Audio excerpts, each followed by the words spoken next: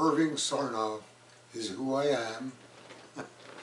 I was born in 1930, so I'm now approximately 82 years old.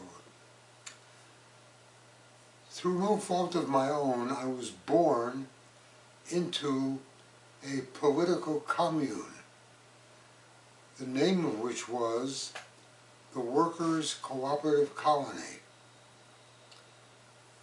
a facility of about 750 apartments in the northeast part of New York City, a community of about maybe 4,000 or 5,000 people in a commune that was originated and maintained by socialists and communists that came to the United States during the 1920s as a result of a repressive movement that took place in Europe after the Russian Revolution. There were potential revolutions in 3 or 4 different countries, and the repression against the people involved in those revolutionary movements forced many of them into exile. So many of them ended up in the New York area as workers in the garment industry and transportation industry, and just ordinary people seeking a way to escape from the repression that was taking place in Europe in the mid-1920s. So my family came during that time and settled ultimately in a housing project called the Workers' Cooperative Colony, sometimes referred to as the co-ops or the coops. And I was born in 1930 in that community. Community was essentially an ideal place to raise children, because there was a park, Bronx Park, on one side of the project and recreational facilities on the other side. But the community itself, the housing project, which was unusual for that period of time, 2 blocks, 5 stories, containing 750 or so apartments, with its own library, social clubs, recreational facilities, an entire entity that allowed the young people who were being raised in that community to have all the things they needed to develop socially, culturally, politically, etc. So there was no reason growing up in that community for me to ever leave that community. And I lived there from the time I was born, 1930, until my parents decided to move to Los Angeles in 1946. So I spent 16 years of my life in that commune. And because it was a politically oriented entity, I became, I could use the word brainwashed, but it's a good description, with ideas that today would be described as, and even then as counterculture, ideas that were based primarily on respect for basic human rights, for a disdain for the existing capitalist system. And so I grew up accepting the premise of those ideas as part of my personal, political, and psychological development. That meant, of course, being subjected to and being involved with a philosophy in that community that was based on a rejection of many of the normal aspects of life in America.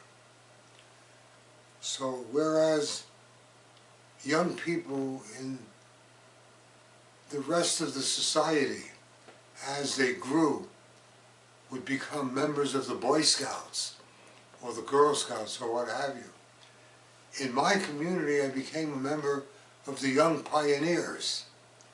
And the Young Pioneers was an offshoot of the politically radical left socialist communist movements of that particular era.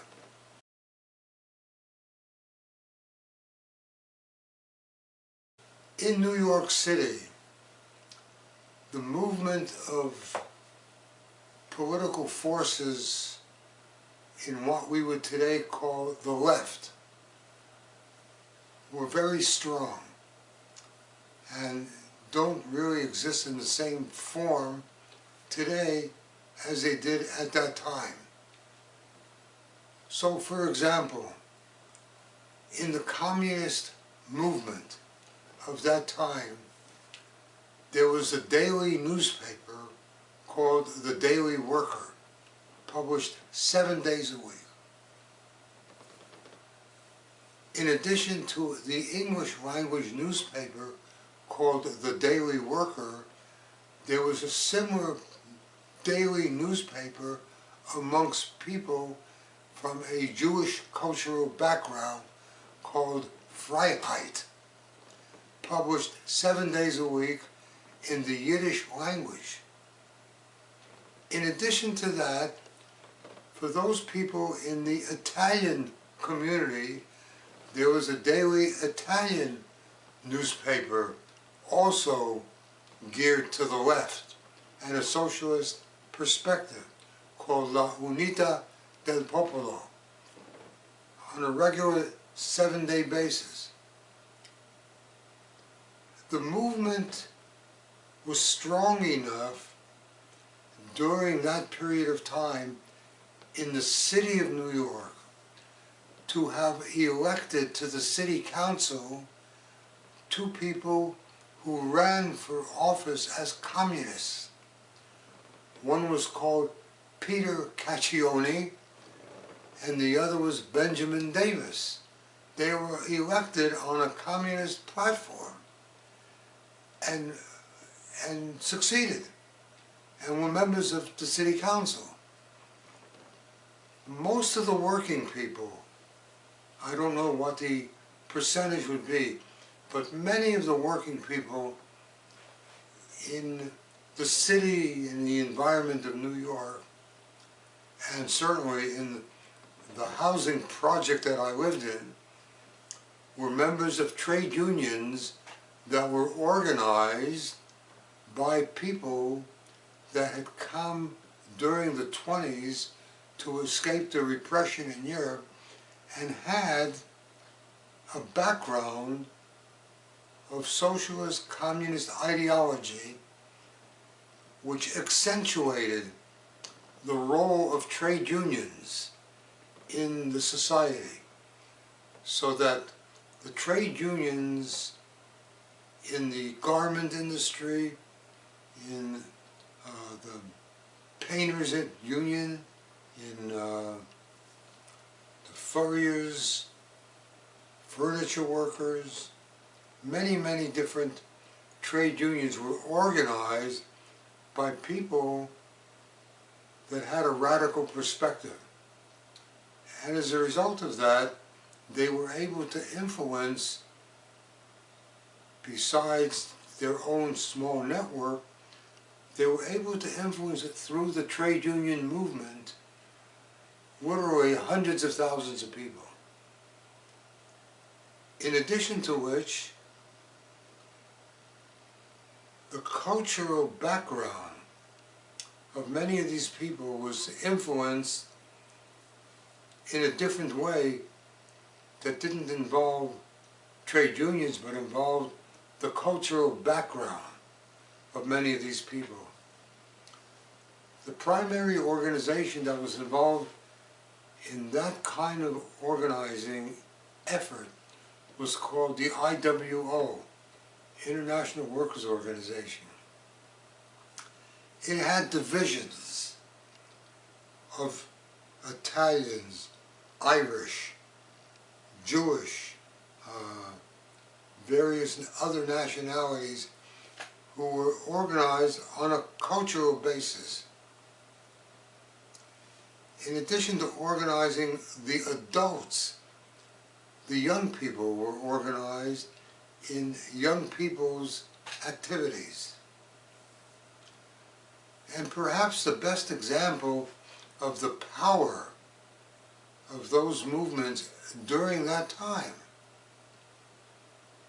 was the major holiday celebrated by the working people in the greater New York area took place on May 1st. So May 1st was considered the most important holiday for the working people from a left perspective, but also from a cultural perspective. And beginning at 10 o'clock in the morning on the main street of New York City, Fifth Avenue, there would be a parade. And the parade would begin around 10 o'clock in the morning, and it would continue until dark. Hundreds of thousands of people marching together to show their strength and to promote the various things and ideas and the history of their social movements, but also their concern with what was happening in the world.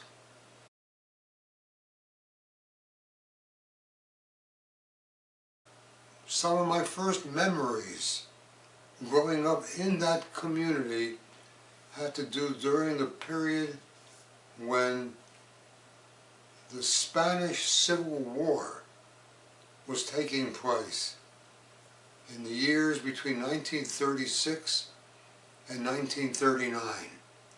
And the Spanish Civil War was an interesting phenomenon because here was a country that had been traditionally a monarchy supported by the Catholic Church and by conservatives, that was suddenly challenged by an anarchist, socialist, working class movement that democratically took control of the country. They went to the polls and they voted in a government that was anti-monarchy and basically anti-authoritarian, with a very strong influence of the anarchist movement. But it was a democratically elected movement that captured a government. The conservatives, not only in Spain, but conservatives in Germany and the United States and other countries, decided that they could not allow that to take place. So a war began called the Spanish Civil War. The war lasted for 3 years. The people that were opposed to this democratically elected government had support from the Nazi movement in Germany. Physical support, which involved airplanes, the first time airplanes were used in a war situation, the providing the anti-government forces with guns and material, etc., on one side, to overthrow that democratically elected government. The position of the United States was to basically say, hands off, it's not our show, we're not going to be involved, and therefore the support of the Republican democratically elected government fell to forces on the left, so that the main support of, from a governmental point of view, was the Soviet Union, which at that time supported the democratically elected government, opposed by the conservatives in Spain, supported by the Nazis in Germany. The war lasted for 3 years. The effect upon my community where I lived in, even though at that time I was 6, 7, 8 years old, but I was a member of the Young Pioneers.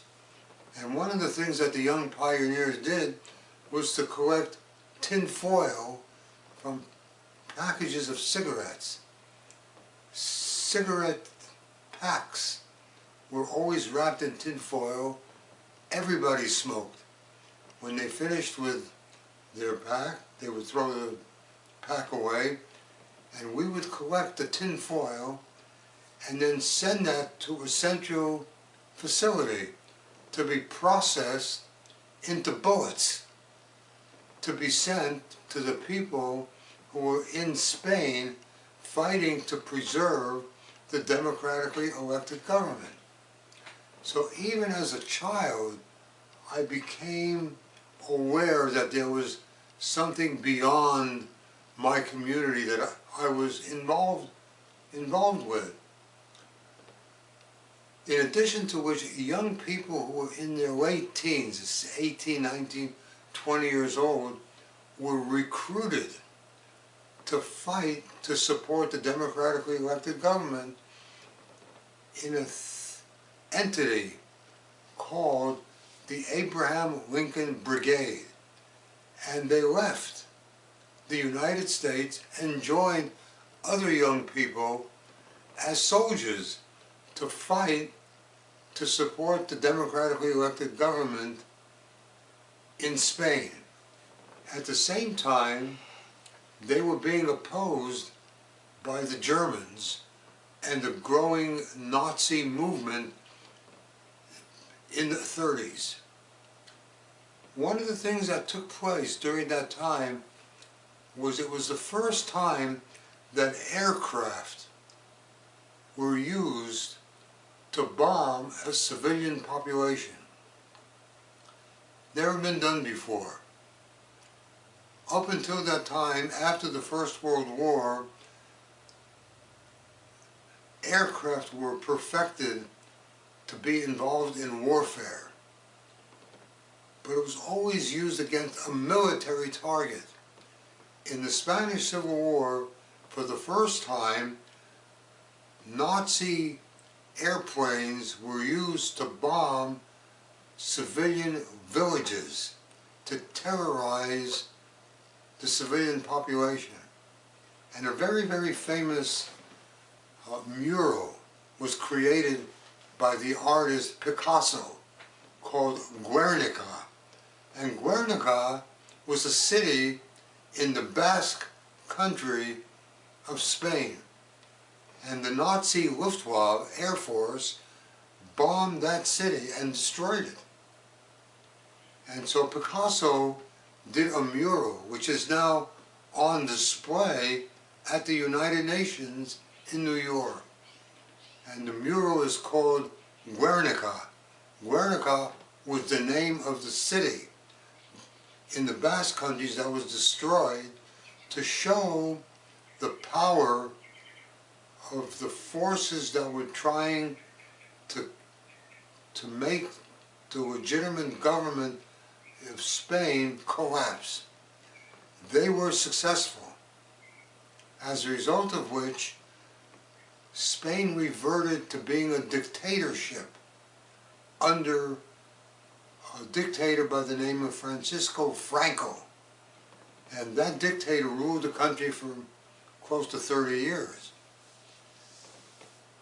That dictatorship had an alliance with Nazi Germany. Many people think that if the Nazis had been defeated and Spain had been allowed to continue as a democratic country, that perhaps the Second World War may not have taken place. It's always debatable about going into hindsight about what if happened and what if this didn't happen. But some people feel that the actual beginning in Europe of the Second World War was the Spanish Civil War. And that made a profound effect upon the politics of the community that I lived in. Not only were some of the young people members of the Abraham Lincoln Brigade and were killed in the battles that took place in Spain, and there's quite a history that's written about that period. But the impact of that experience on the politics of the left worldwide was very dramatic.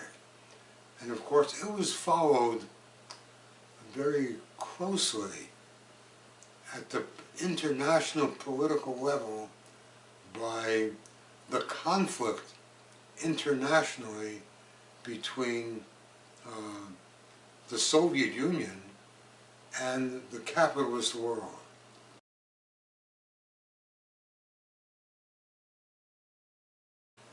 The Soviet Union comprised approximately 1/6 of the territory of the planet. So we're not talking about some little small entity. It was big. And of course they had a revolution in 1917, 1920, in which the capitalist countries had armies inside this country that had been captured by the Bolsheviks. And they were able to defeat this attempt to destroy their revolution in Russia and move on to establish a socialist society of sorts. The movement that was involved in establishing a socialist society in 1/6 of the land mass of the world was a shock to the body politic. At the beginning of that movement in the Soviet Union, the leadership of that movement was captured by a psychopathic maniac whose name was Joseph Stalin, who proceeded to do some really weird stuff. Not only weird stuff in his own country against the peasantry and against the communists who were idealists, but it forced him as a psychopathic leader who captured the leadership of the movement that had successfully conducted a revolution. It forced him into, willingly or unwillingly, into what was called a non-aggression pact with Nazi Germany, which was signed at the conclusion of the Spanish Civil War in 1939. And it said essentially that uh, I, Joseph Stalin, and I, Adolf Hitler, agree to not be enemies. Some people think that Stalin did that in order to gain time to fortify his country against the potential invasion of Nazi Germany.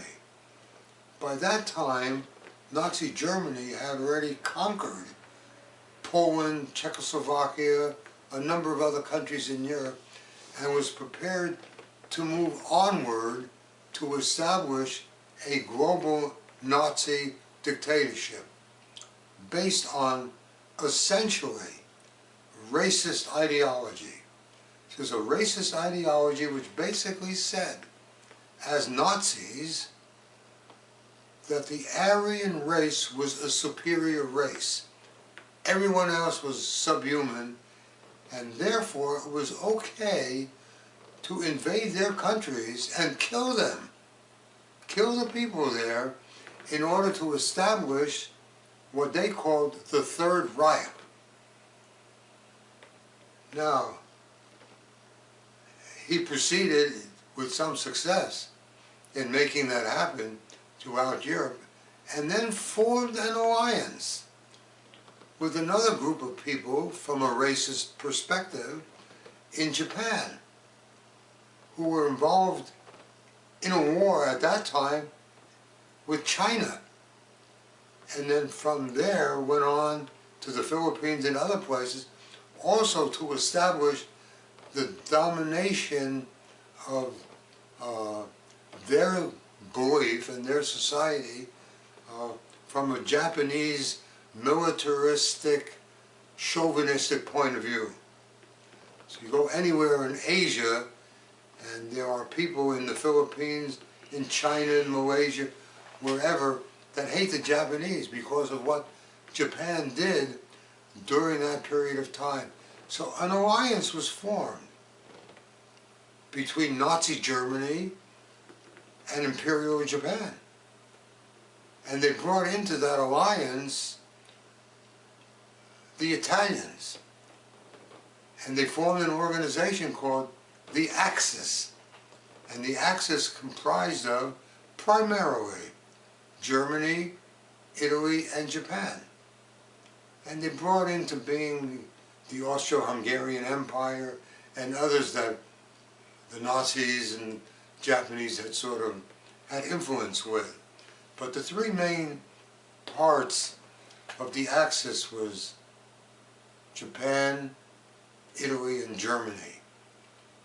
And they proceeded to try to conquer the world. In retrospect, it sounds bizarre, but that's what they were trying to do. They were trying to conquer the world and set up a racist world that denied basic human rights to the people in the world unless they were part of the imperial Aryan racist mentality. So the war, even though it had primarily economic aspects, it also had political, psychological aspects to try to draw their constituency into being the rulers of the world.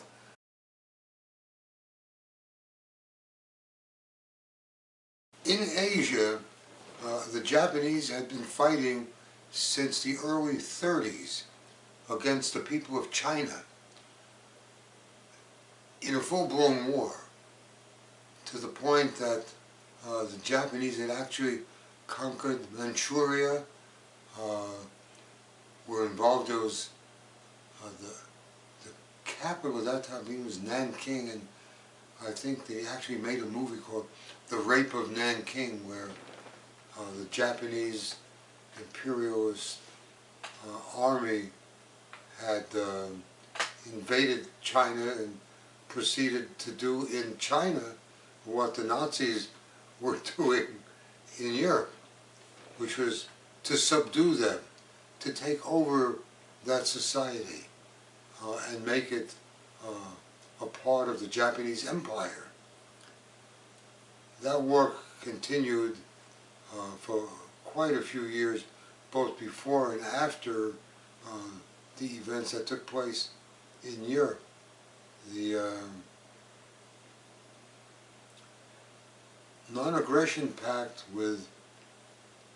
between the Soviet Union and Nazi Germany lasted for about 2 years, from 1939 to 1941, and then in 1941 Hitler made what I would call a fundamental mistake by breaking the non-aggression pact and attacking physically the Soviet Union, believing that the Soviet Union, being a country run by an inferior subhuman group of people, would be no problem in conquering this group of subhumans. So he attacked in 1941 and a war began. As a result of the attack against the Soviet Union in 1941, to oppose the Axis, another group of people, a group of nations, was formed called the Allies. And the Allies were composed of America, which entered the war on the side of Great Britain.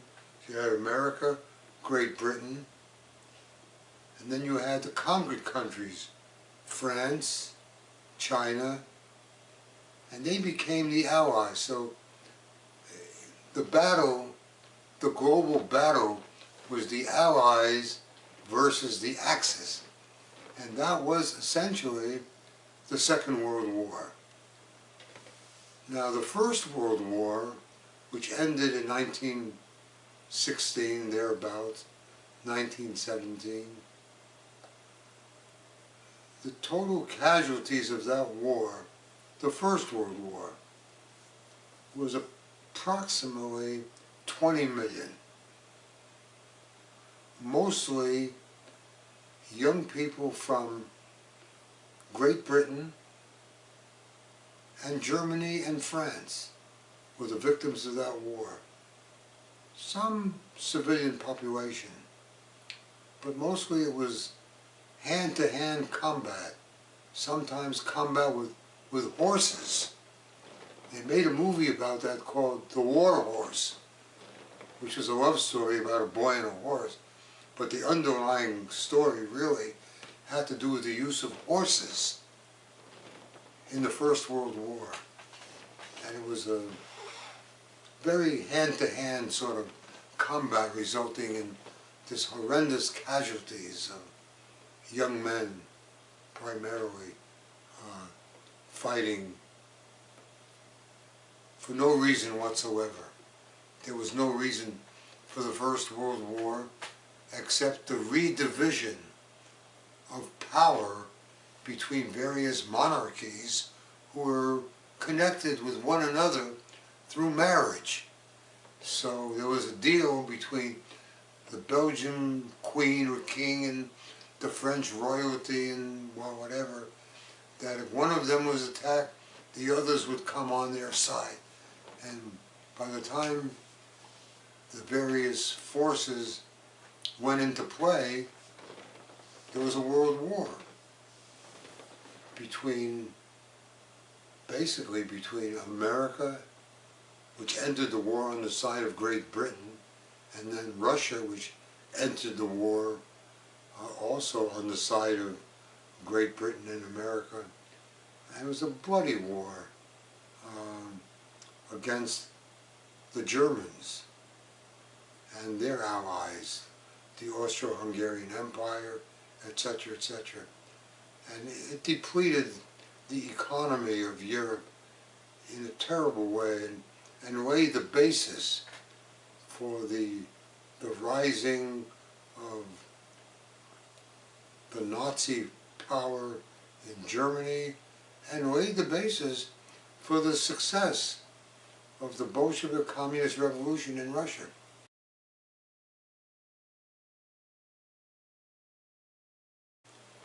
Now, World War II, if one put World War II into perspective, the casualties in World War II exceeded 100 million.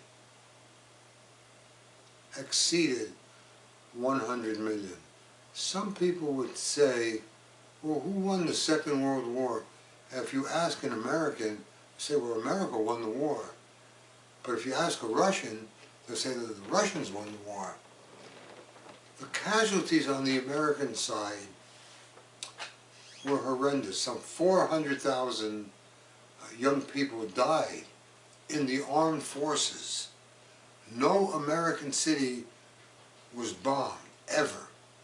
But we lost many American ships that were supplying stuff to the British, the French, Free French, to the Russians, etc. About 400,000 American soldiers died in the Second World War. 27 million Russians died in the Second World War. And when the Nazi army came to Stalingrad, the Nazi army was defeated at Stalingrad, and that was the beginning of the end of the Nazi army.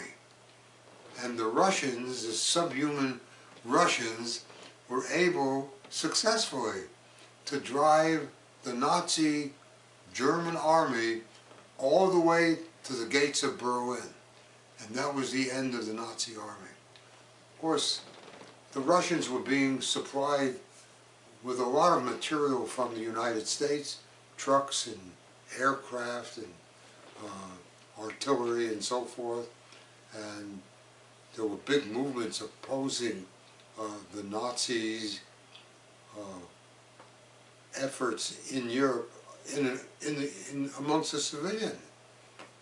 And of course the British, which had suffered tremendously from the Luftwaffe bombing of British cities, suddenly were able to sort of, with American help, to marshal their forces and invade Normandy. And it opened up a second front to what the Russians were doing in Stalingrad, and between the both of them, that was the end of Nazi Germany. And so the Aryan philosophy of a superhuman race trying to subdue the world collapsed. And with the collapse of Nazi Germany, the worldwide forces changed dramatically, because suddenly all of Europe lay in ruins, the Soviet Union lay in ruins, Japan lay in ruins. The Second World War ended with the dropping of a bomb that could actually destroy, one bomb, an entire city. It's called the atom bomb. One bomb could destroy Hiroshima, and to test another bomb, they dropped another bomb on a civilian city called Nagasaki. Hiroshima and Nagasaki were not military cities. They were civilian populations equal in population to cities like San Diego and San Francisco. When they dropped those two bombs, Hiroshima and Nagasaki didn't exist anymore. This was a new level of warfare. Nothing like that ever happened. And then, of course, a few years later, they said, well, it's not enough to have just an atom bomb to destroy one city. We could make an H-bomb. And of course, the hydrogen bomb, the H-bomb, it could destroy half of a country. It was 100 times or more powerful than the bomb that was dropped on Hiroshima and Nagasaki. And so suddenly there was a race amongst the various powers that existed to develop their own nuclear bombs. And within a few years, China, France, Great Britain, the Soviet Union, all had atom bombs and nuclear bombs, because in their mentality, They had a belief that if they had that bomb, that they would achieve a certain degree of peace because nobody would mess with them. Because we got the bomb. And if you mess with us, we will get this bomb and take out one of your cities. They gave it a name. The military people on the planet gave that process a name. It was called Mutually Assured Destruction. And the acronym is MAD, M-A-D. And it was a belief that if you had nuclear weapons, nobody would mess with you. Because if you dropped a bomb on me, I'm going to drop a bomb on you, and so what's the point? Some people think that this is what drives the politics of Iran right now, which is to say, if we have the bomb, nobody's going to mess with us. The Israelis, of course, they feel very threatened because they live in an area surrounded by people and countries that are hostile to their existence because of what they do to the Palestinian people and for other religious reasons. They have bombs.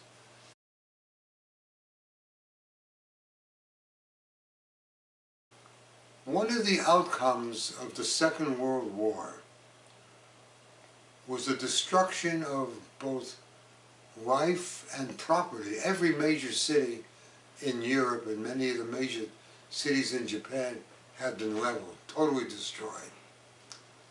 Not every city, but many of them. No city in America received any damage whatsoever. We as a country were the suppliers of war material to the world.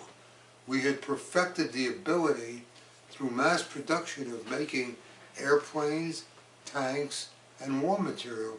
And even to this day, we are the world's main supplier of war material. We're good at it. That's what we do. But one of the other things that happened after the Second World War, the destruction of life and property was so deep, and the racist concepts were so challenged by people that didn't want to have that sort of super Aryan philosophy implanted on them, that the world decided to create an institution to prevent that kind of horror from ever being repeated.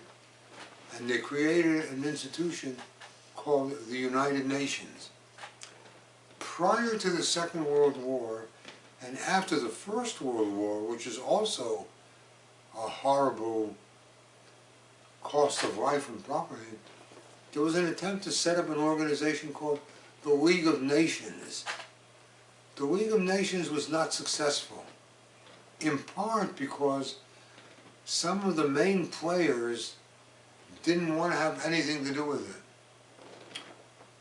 One of the main players was the United States, which refused to join the League of Nations, even though the President, Wilson, was one of the people that helped to found it. But treaties and international institutions have to be approved by the United States Senate. And the United States Senate would not go along with being part of the League of Nations. Some people feel, with some justification, that if the League of Nations had been successful, that the Second World War may have been averted.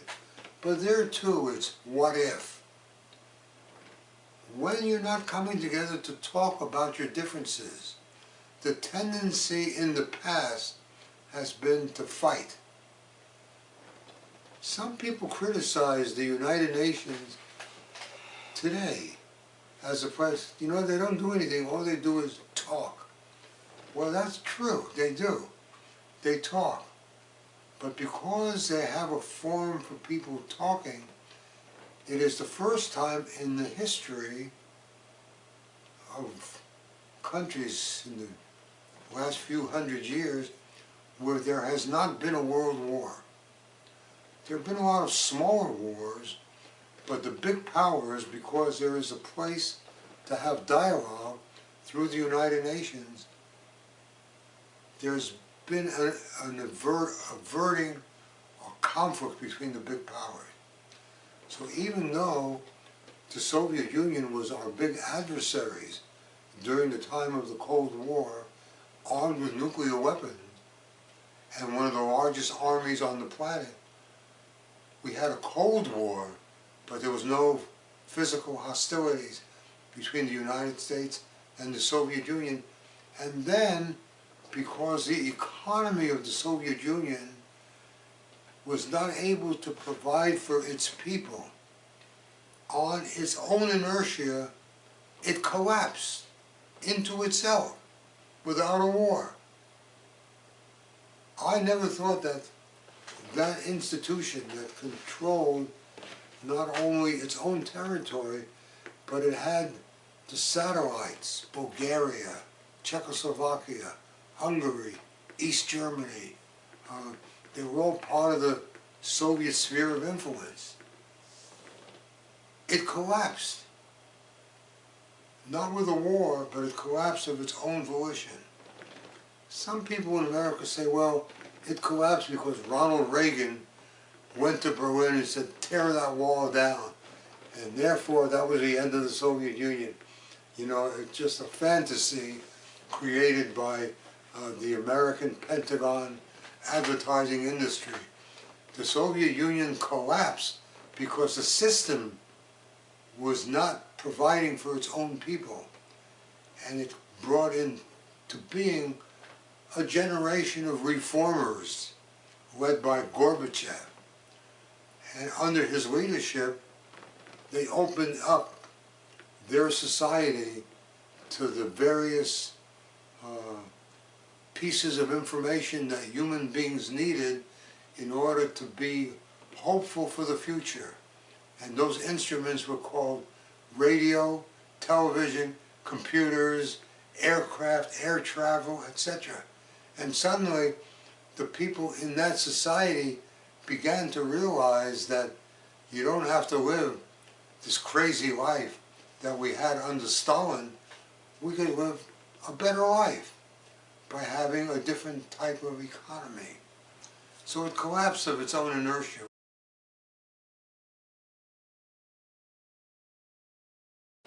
The effect upon me as a young person,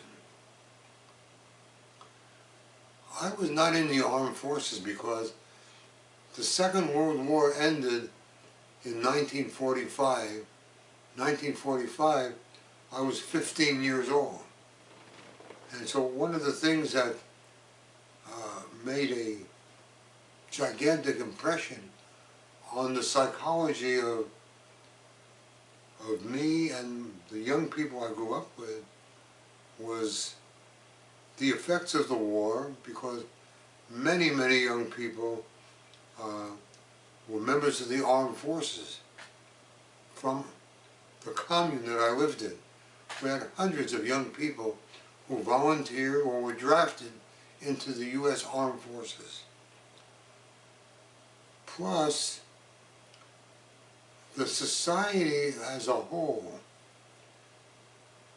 under the leadership of the president, was mobilized to support the Allies in its battle with the Aryan superior race called the Third Reich under the Nazis. So the whole American society was mobilized to support that war effort. And it took a big jump in the commune that I lived in when the Soviet Union was attacked. When the Soviet Union, under this madman called Stalin, who had captured the leadership of his country, had signed the non-aggression pact with the Nazis, it put the people in my commune into a state of psychological depression because they could not understand how the Soviet Union could sign a pact with Nazi Germany.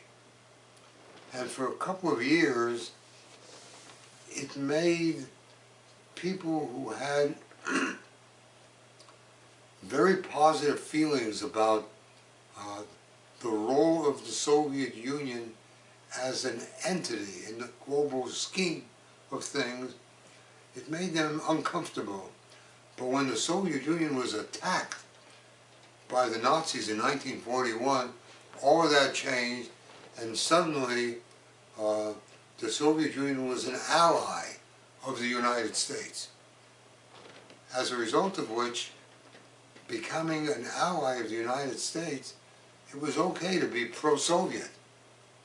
When the Second World War was over, a couple of things happened that affected the way I, as a young person, thought about things. One was the beginning of the nuclear age. It was somewhat unimaginable to be in a world where a weapon could destroy a city.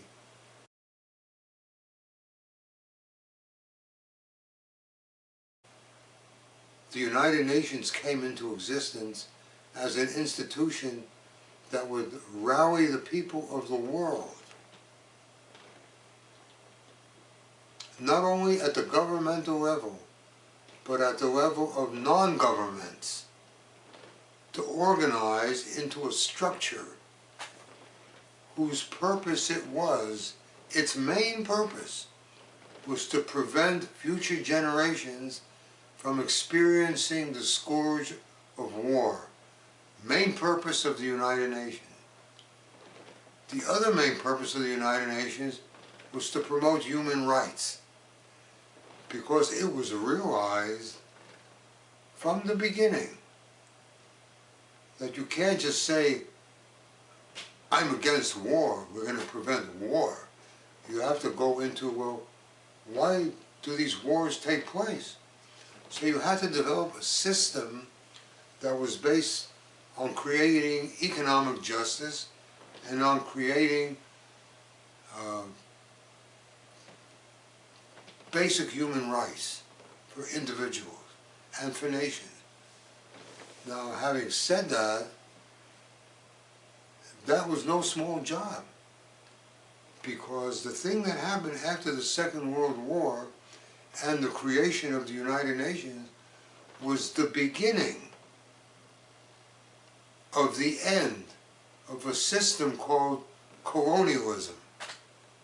Now, that's no small deal.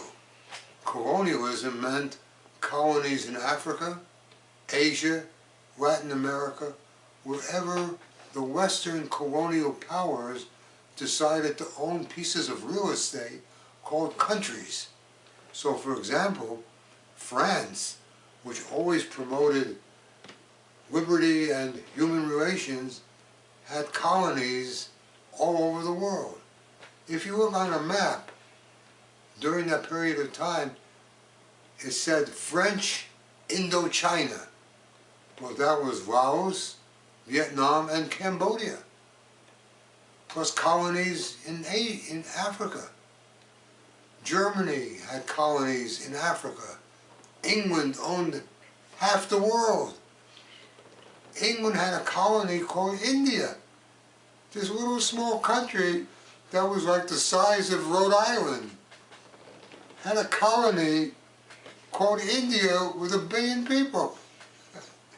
Plus they had colonies in Australia and Canada. And it was the Union Jack. The sun never set on the Union Jack. But at the Second World War, the beginning of the end of colonialism began to take place. And it meant that the countries that used to be colonies suddenly had independence. And the United Nations, which was formed by 51 countries, suddenly grew to a present-day membership of 193 countries. Well, where'd those other countries come from?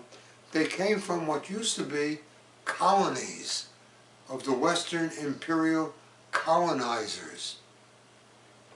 So the United Nations suddenly became an institution that was committed to decolonization.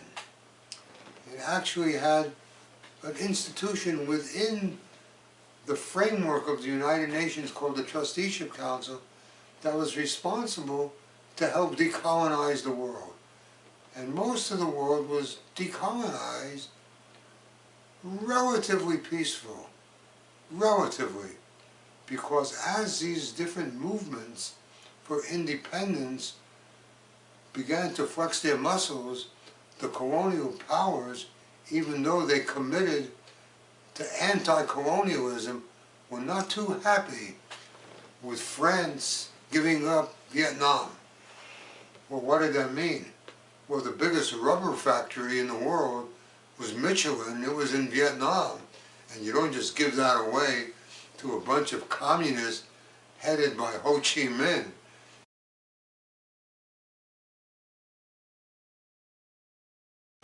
So Ho Chi Minh was the head of a movement. It was a communist movement that had been the main force in Vietnam fighting against the Japanese who controlled their country and the French who supported the Japanese in Vietnam. So when the war was over, he was the natural leader, and he was very oriented toward the West. He lived for many years in France, and actually was very supportive of a constitution that was modeled on the American Constitution.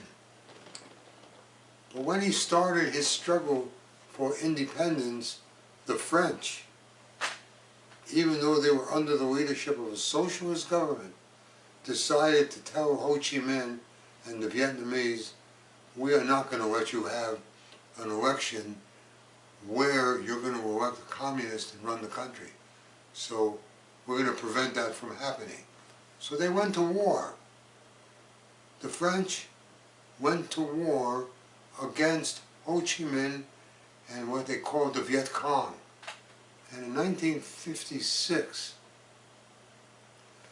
the dates may be a little bit fuzzy, 1956 had a battle in a place called Dien Bien Phu, where the forces of France and the forces of Ho Chi Minh had a battle, and the forces of Ho Chi Minh won the battle, and that was the end of the French in Indochina. And the French went to the Americans and said, you know, we can't allow the communists to take over Vietnam, because if they take over Vietnam, when they get through, the communists will take over Laos, Cambodia, the Philippines, and before you know it, the communists will be in Santa Monica. So why don't you take over where we left off, and instead of the French being, because we're finished, we can't handle it anymore. You come in, and under Kennedy, they began the process of putting in American advisors and Green Berets and other things, and gradually, by the time America got through taking over from the French against Ho Chi Minh, America had committed 500,000 troops to fight against the peasants under the leadership of Ho Chi Minh in Vietnam. And the entire Air Force, hundreds of thousands of planes, defoliating the land and destroying the people and the villages of Vietnam in order to keep Vietnam from going communist under Ho Chi Minh. And after 500,000 Americans, 50,000 of them died, and we defoliated the land with Agent Orange, the Vietnamese won, and America lost the war to a group of armed peasants fighting against the most powerful military power on the planet. This was a landmark victory. And under the leadership of Ho Chi Minh, Vietnam became a communist country. Laos and Cambodia did not go communist. The communists didn't invade Santa Monica. And today, in Vietnam, there are 500 American companies doing business with the government and the people of Vietnam. And the cost of that was, we lost 50,000 American troops. The Vietnamese lost between 3 and 4 million Vietnamese people who were killed, mostly by U.S. aircraft. And we defoliated their land so that even today, children are born deformed from people who are victims of the chemical called Agent Orange. Some American troops were actually affected with that chemical when they were, made victims of that same defoliation. So Vietnam went communist. It's under communist leadership, and they're a trading partner of the United States. Of course, their main enemy is not the United States. Their main enemy is China. So for 4,000 years, the Vietnamese and the Chinese have had bad blood. And even today, there are some problems of relationships that are negative between the Vietnamese and the Chinese, as a result of which the Vietnamese have begun developing a relationship with the armed forces of the United States, offering the U.S. Navy landing space at one of their ports in order to sort of balance between their historical enemy, China. They don't see the United States as an enemy. They see China that way because 1979, China actually invaded Vietnam. They were there for about a year, and then they left. They wanted to show the Vietnamese that when they want, they can come in there and kick the butts of the Vietnamese. So there's a whole other dynamic that went on there. But in terms of my own evolvement politically, I was very, very involved in a number of movements that had their start, had their beginning in literally a young person's belief in basic fundamental human rights that I grew up with as a result of living in this communal society that I grew up in the northeast part of New York.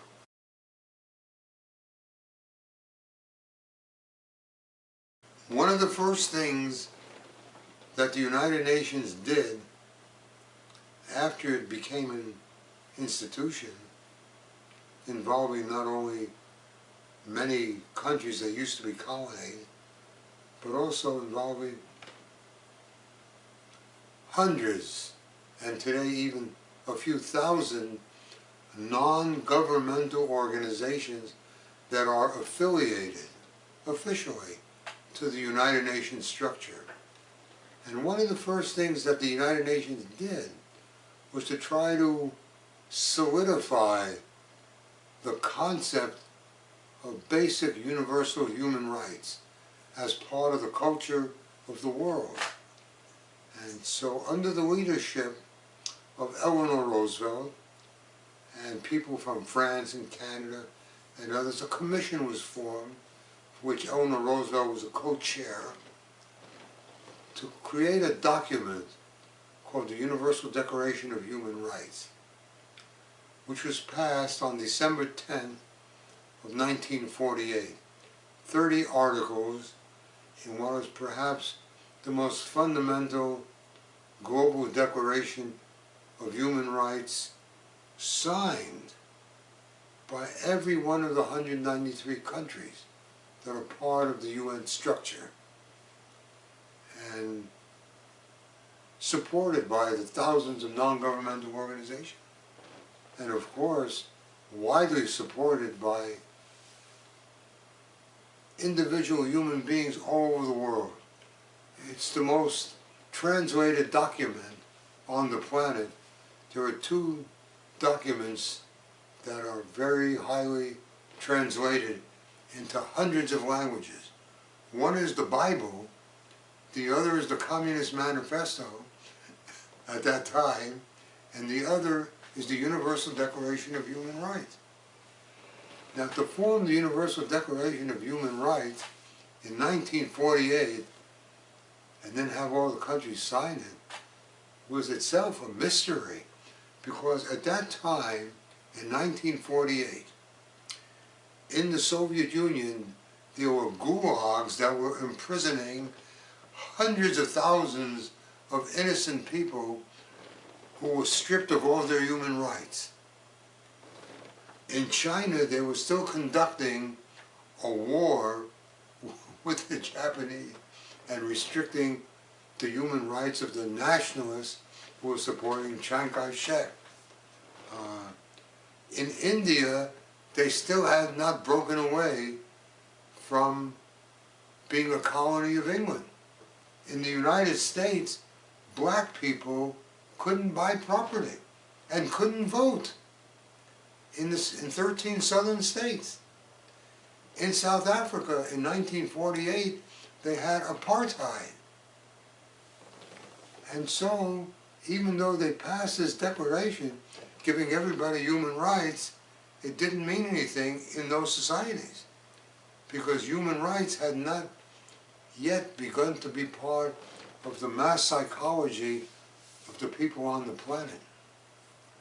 So, even though the Universal Declaration of Human Rights became the basis upon which to develop various conventions and treaties, etc.,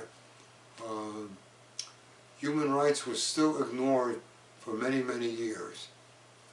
But it gave people a tool, a weapon in which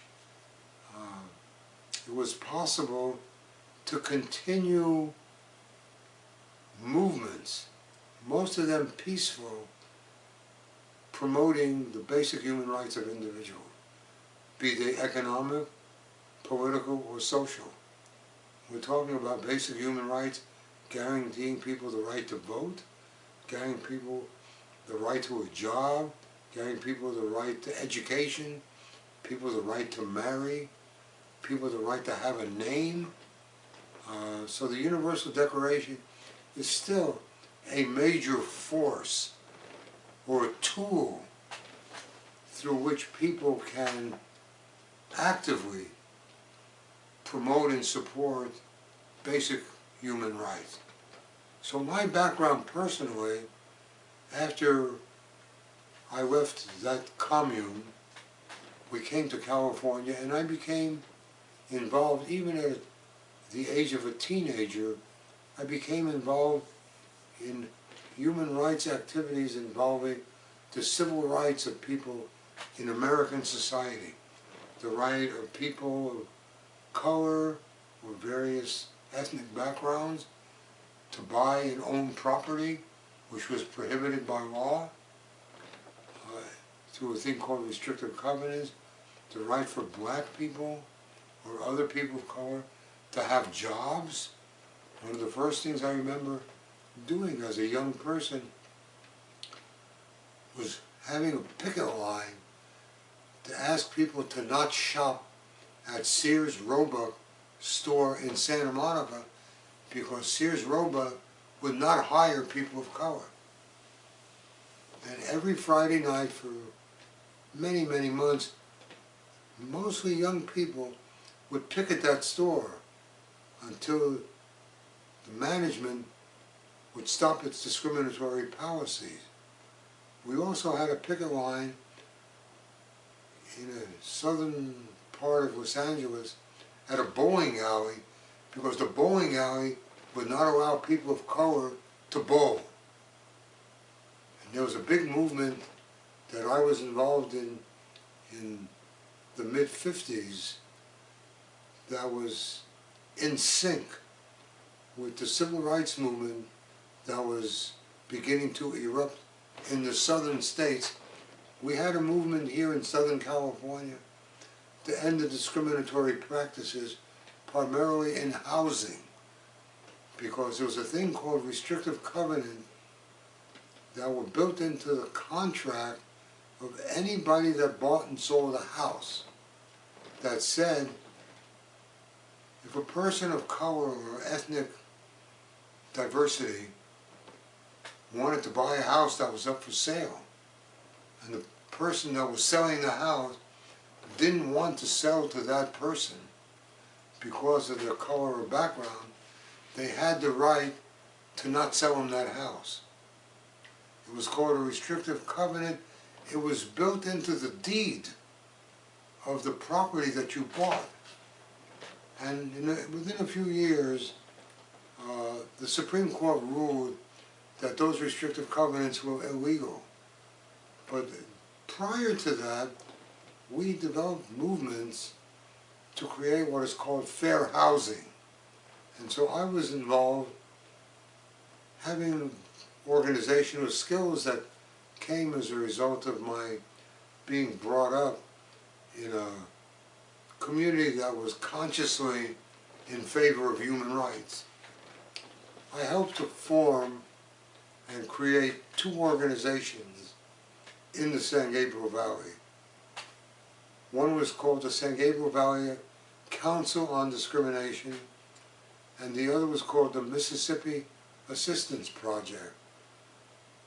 The Council on Discrimination's goal was to break down the barrier of housing discrimination in the San Gabriel Valley.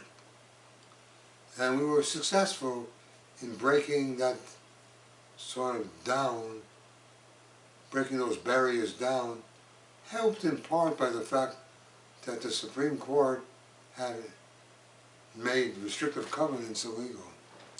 And we were also involved in an organization called the Mississippi Assistance Project in sending books, canned food, clothing, etc. to cities and towns in Mississippi where young people were struggling in the southern states for blacks to have the right to vote without having to pay a poll tax, which prohibited many people of color from voting in 13 states. And so in the San Gabriel Valley, we formed an organization that worked with the Teamsters to send truckloads of clothing and books and stuff to people in Mississippi. So we were involved in a very, very heavy way in what was then called the Civil Rights Movement. And so my involvement in that was in the mid-50s until the mid-60s. In the middle of that period of time, there was a conservative movement that took place in the United States as a result of the two countries that used to be allies suddenly becoming major enemies. And a thing was launched called the Cold War.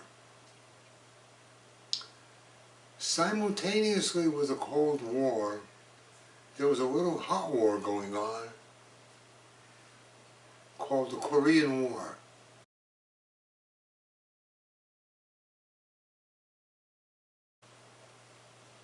Because when the Second World War was ending, the Soviet Union agreed to enter the war against Japan. And as a result of entering that war, the Allies gave the Soviet Union half of Korea. Like, they didn't really have politically a right to divide somebody else's country and give them that state. But the problem was that since 1905, The United States and Japan had an agreement that said, we're going back to 1905, when Theodore Roosevelt was the president. He hated the Russians for whatever reason. And the Russians had a war between the Russians called the Russo-Japanese War. And Roosevelt, not Franklin Roosevelt, but Theodore Roosevelt, the president at that time, had a secret agreement with Japan. Listen, I don't like the Russians. This was before Bolsheviks and communists. He just didn't like the Russians. But he admired the Japanese. And he said, listen, this is like 1905, right? We will give to you the sphere of influence over Korea. So from here on in, as far as the United States is concerned, and our relations with you in Japan is concerned, Korea is your baby. Well, the Japanese then went in 1905, occupied Korea, and made slaves of the Korean people, and brought 1 million Koreans as slaves back to Japan, and established a slaveocracy in the entire Korean peninsula, beginning in 1905. Abolished the Korean language, made the Korean people slaves, and brought many of them back into Japan. Many of the Koreans hated the Japanese for doing that. This was before the Second World War. So the shoguns, who used to be part of the Japanese society and would help the imperial masters of Japan to enslave the Koreans, they would go into Korea. And one of the things they did was they would kill Koreans. And if they killed a lot of Koreans, they would become super shoguns. Or they killed so many Koreans, they couldn't ship the bodies back. So what they did was the shoguns from Japan went to Korea. This is before the Second World War. And they would cut off the ears of the Koreans and send the ears back to Japan. And in many places in Japan, there are mounds of earth where the shoguns and the government, the imperial dynasty of ruling Japan, they were the Japanese Nazis, you know. They would take these ears, count them, and then put them in these mounds. And then the ones that had the most ears, they were made into sort of superheroes. So the Korean people from the early 1900s had no love for the Japanese. Prior to 1905, Korea was an independent country. Their own language, their own culture. And then when the Japanese came in, boom, it was gone. It was a slave society run by the Japanese. And of course, at the end of the Second World War, Japan was defeated. Well, we dropped the bombs, and we had the American Navy that sort of prevented Japanese from getting oil. We had the United States bombed every major city in Japan. Tokyo was wiped out by firebombing before they dropped the A&H bomb. Had already sued for surrender. Dropping the A&H bomb was an unnecessary act. Japan had already lost the war, and we knew it. The only thing the Japanese required for total surrender was to keep the emperor in power. Other than that, they agreed to surrender. Because we had bombed their cities, firebombed their cities, and we cut off their oil supply. So the dropping of the atom bombs was an unnecessary event. It wasn't a mistake. It was a deliberate attempt to test a weapon. Russia entered the Second World War against the Japanese pretty much at the conclusion of the Second World War.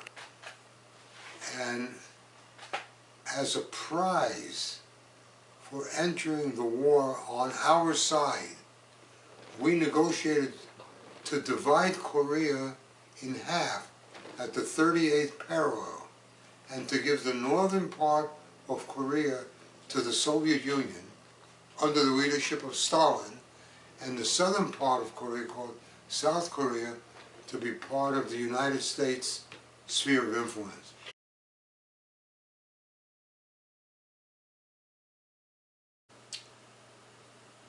In my own life, I have become very, very involved during the period of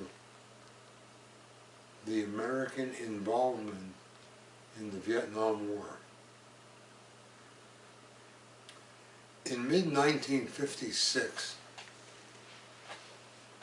while there was a strong movement supporting civil rights in the United States, I had been subpoenaed by the Congressional House Committee on Un-American Activities.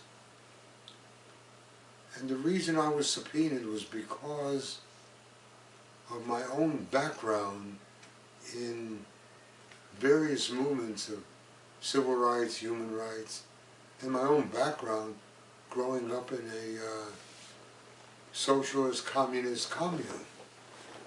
I had been drafted during the Korean War by the U.S. military, and I refused to fight in that war, even though I was drafted. I made it very clear that I opposed this war. So the U.S. government made me a security hold, and then ultimately discharged me from the U.S. Army, which probably meant that I didn't have to go to Korea.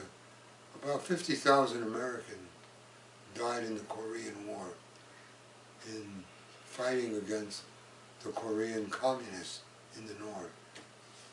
I didn't have to fight in that war, and I basically believe that it was an unnecessary war. But the House Committee on Un-American Activities was part of the United States history that has become known as the McCarthy period. And that was a period in which anybody that was a supporter of the Soviet Union, anybody that was opposed to the war in Korea, anybody that the conservatives in the U.S. Congress felt was a threat to American capitalist society was made a victim of this committee called the Congressional Committee on Un-American Activities. And they deemed un-American activities as being supporters of human rights, civil rights, trade union rights, and they subpoenaed the people that were part of those movements. As a result of which, the people in my union decided it'd be better if I was not an officer. So I continued doing what I was doing, but I was not an officer anymore. It was okay. And so I continued to do some things on behalf of the people that I worked with, but I was persona non grata among some of the people I worked with, and certainly among some of the people in the community that we lived in the San Gabriel Valley, because it made headlines in the newspapers that I was an ex-communist or communist, and I was therefore subpoenaed by this committee, and that I posed a threat to the United States, and therefore I needed to appear before the Committee on Un-American Activities, at which time I made use of the Fifth Amendment to the Constitution, which basically said, if I don't want to answer questions, I don't have to. If I deem those questions has to be potentially questions that would involve me in doing something illegal. So I could take what is called the Fifth Amendment to the Constitution, which I did. And so that was the period during which I became very involved in the civil rights movement, sort of between 1956 and 1965.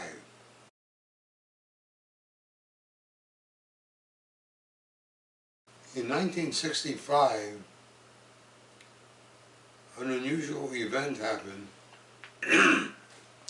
at the international level. Because of the involvement of the United States taking the place of the French in Vietnam, the United States sent airplanes over Hanoi and bombed Hanoi. People that I was connected with in the American Los Angeles liberal establishment were shocked that America would send its Air Force to bomb Hanoi, which was an ally of the Soviet Union in 1965. It looked to us at that point that what is happening could very well result in a Third World War, a hot war between the United States and the Soviet Union.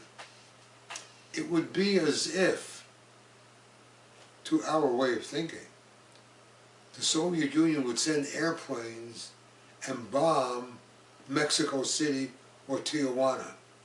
We would consider that an act of war.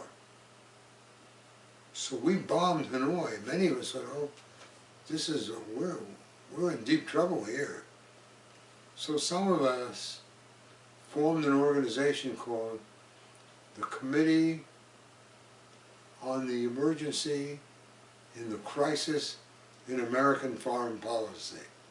So I had people that knew each other from the Civil Rights Movement, Socialist movements, Democratic Party movements, whatever. We connected with one another through friends and family, and we formed this committee called the Committee on the Crisis in American Foreign Policy.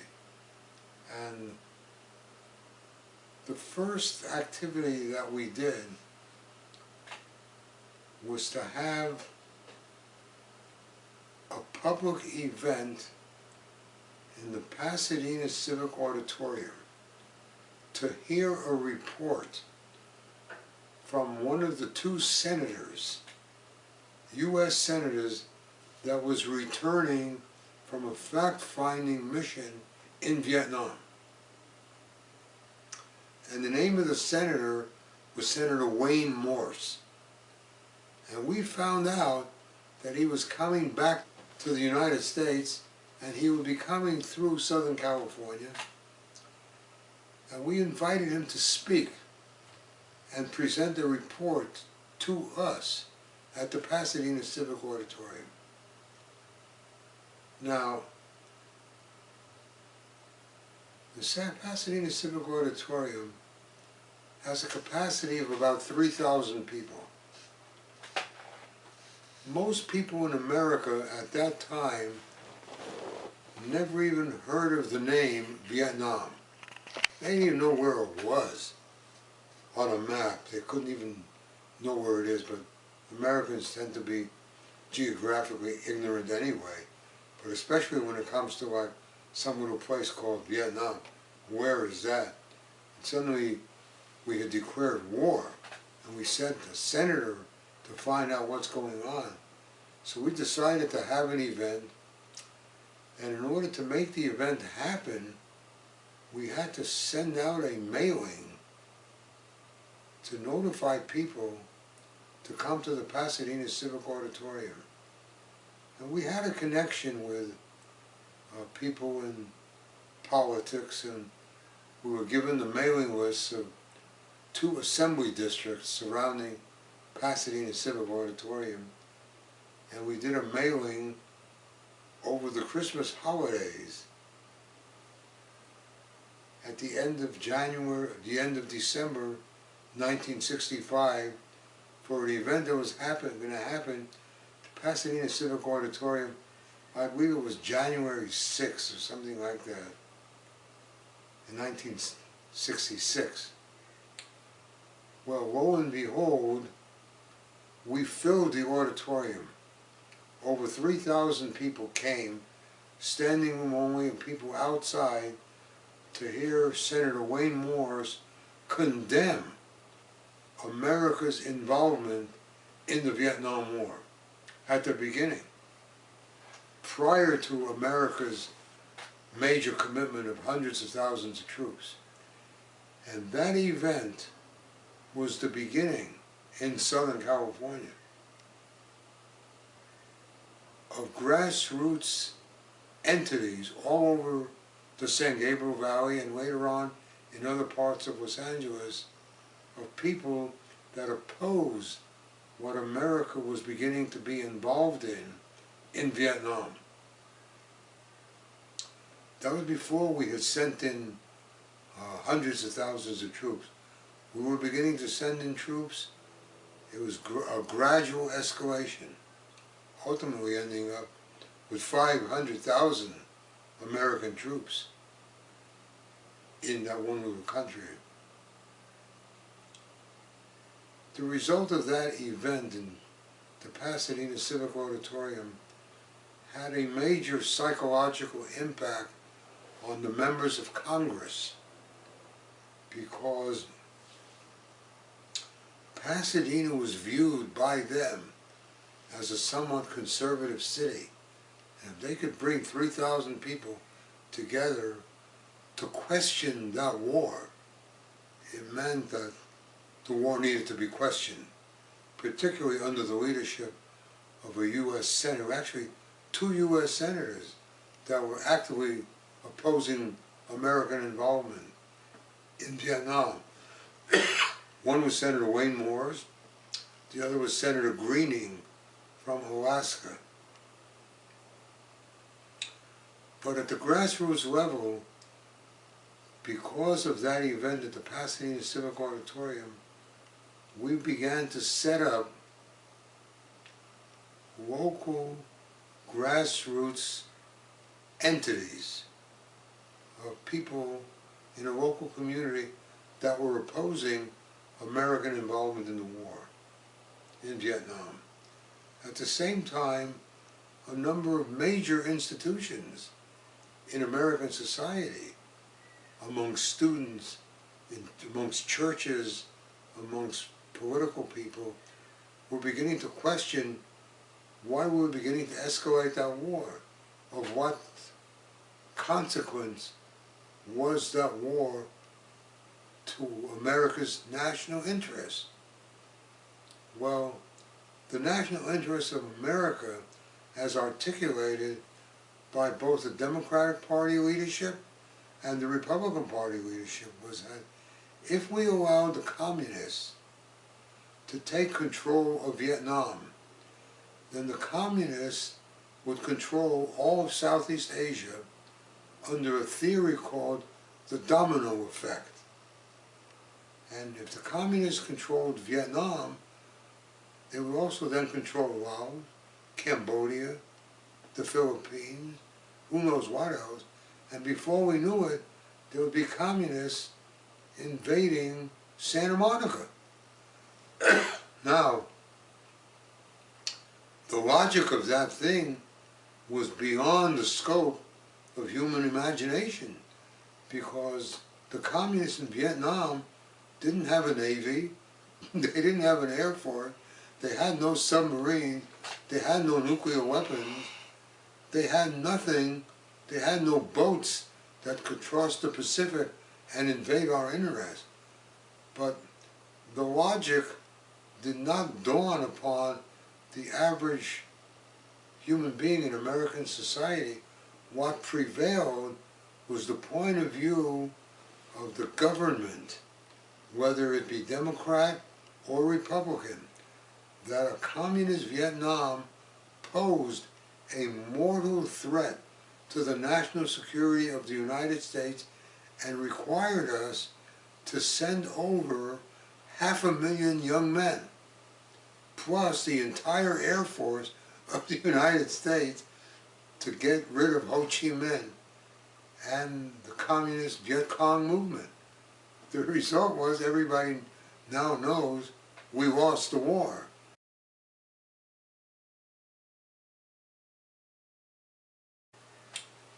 As a result of setting up these grassroots organizations opposing the war, and many other organizations, religious organizations, political organizations, also opposing the war effort, especially amongst young people, students, many of whom faced a draft.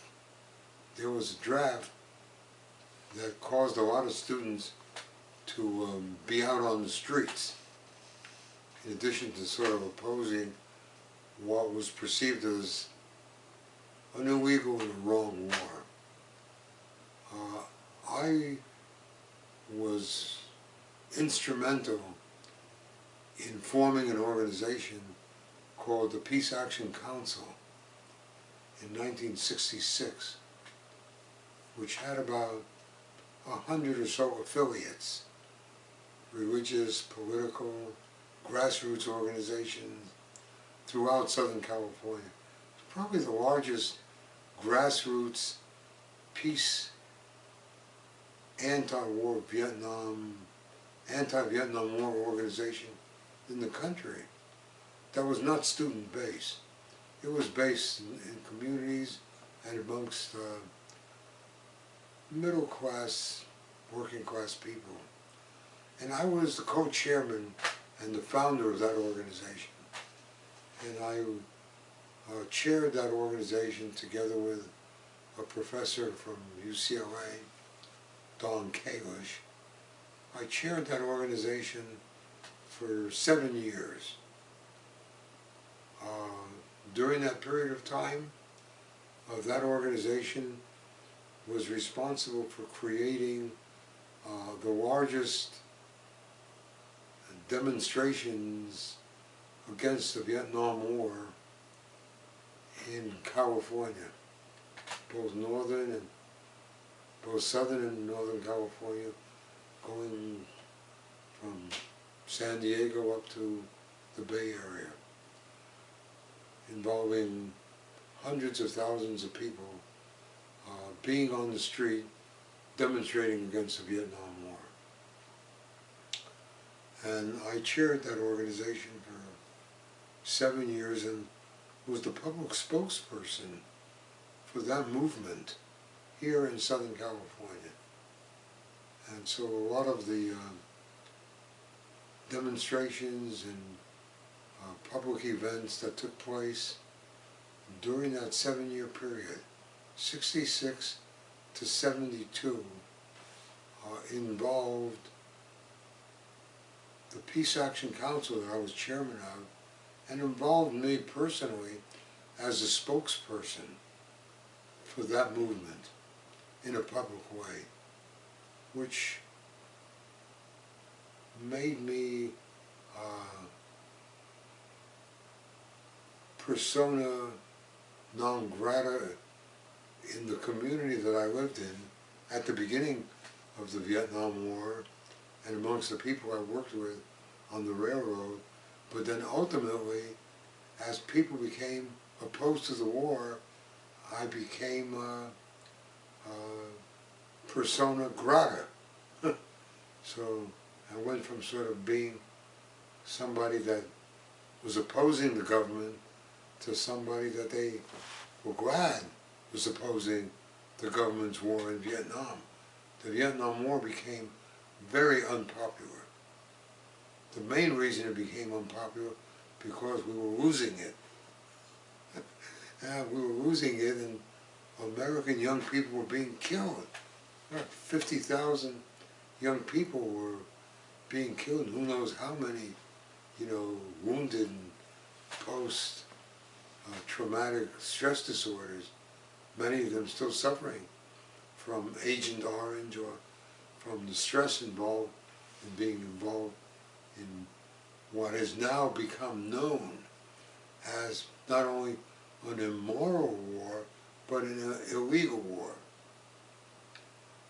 So I was involved in the leadership of that movement at the local, the national, and the international level, opposing the Vietnam War. During the period of my leadership, particularly at the international level, wherein I represented the American anti-war movement at the international level, along with others.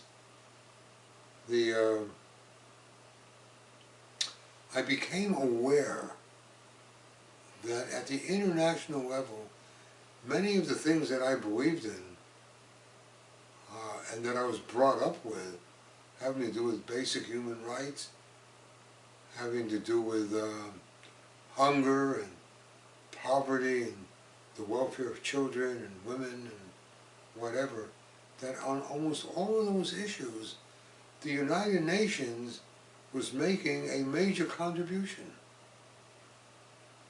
in a positive way. And while I supported what the UN was doing, I was not that very involved with the UN structurally.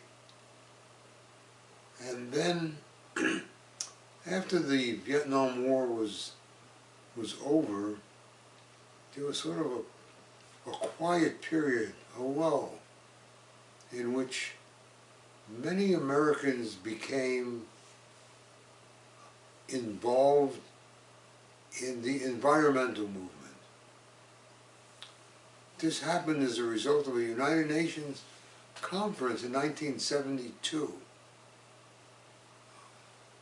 basically pointing out the danger to the environment that was beginning to take place. At the same time, the Cold War was continuing, and the policy of the United States and the Soviet Union in the period up to the late 70s, called mutually assured destruction, was becoming so dangerous that the United Nations decided to call a special session of the General Assembly, that is, all the nations in the world, to come together to talk about this incredible danger to humanity called the arms race.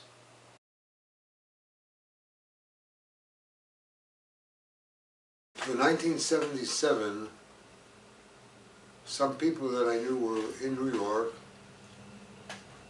visiting at the United Nations, and the United Nations was preparing for the first special session of the entire General Assembly to discuss the arms race, which had reached a horrendous proportion with the two main adversaries, the United States and the Soviet Union, with their finger on the nuclear weapons button, and a global expenditure of over $1 trillion on arms.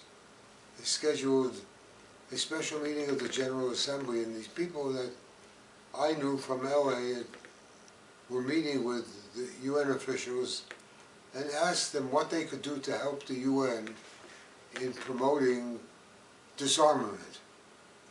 And the UN people said, well, you know, you come from Hollywood, maybe you could invite some way the Hollywood community to recognize the work that the UN was doing in regard to disarmament and support it. They came back to Los Angeles and called me to ask me if I would help in arranging to bring together different organizations to assist the UN in promoting the special session on disarmament. And because of my own experience in bringing together organizations in the movement against the Vietnam War, I was able to bring together about 30 or 40 organizations to meet and talk about what they could do to help the UN in its work on behalf of disarmament. It was decided at that point to have an event at the Hollywood Bowl. It's a facility that holds 18,000 people.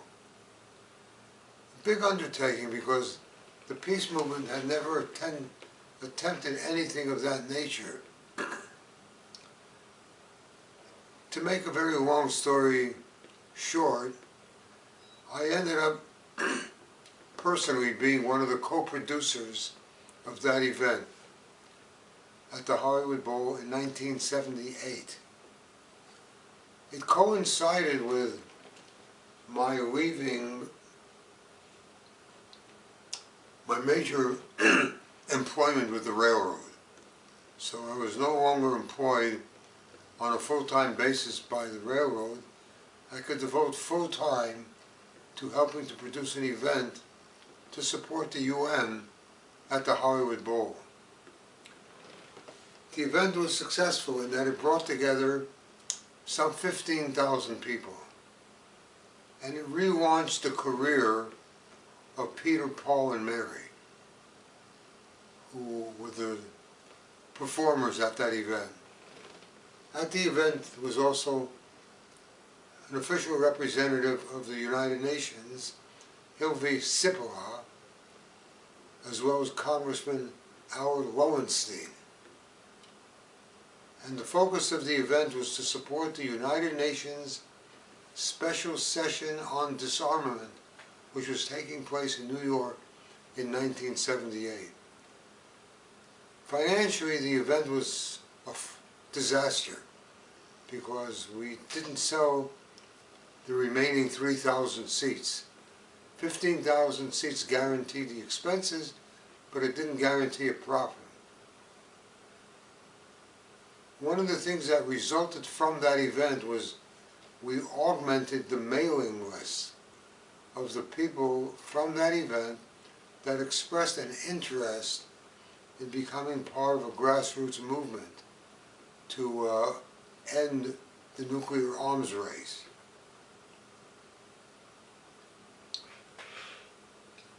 The next year, 1979, two things happened that brought the nuclear issue to the attention of American people. One was the nuclear disaster at Harrisburg, Pennsylvania. And the other was the launching of a movie called The China Syndrome with Jane Fonda. Also, a movie that talked about a nuclear disaster. And interestingly enough, they both happened at the same time. Many artists in the Hollywood community were very, very concerned about the direction of the society moving toward a nuclear holocaust. And they called the Alliance for Survival, which had been formed after the first Hollywood Bowl event in 1978. So in 1979, we had Survival Sunday #2 at the Hollywood Bowl, and it was sold out. And it became an annual event. So we had Survival Sunday in 1978, 79, 80, and 81.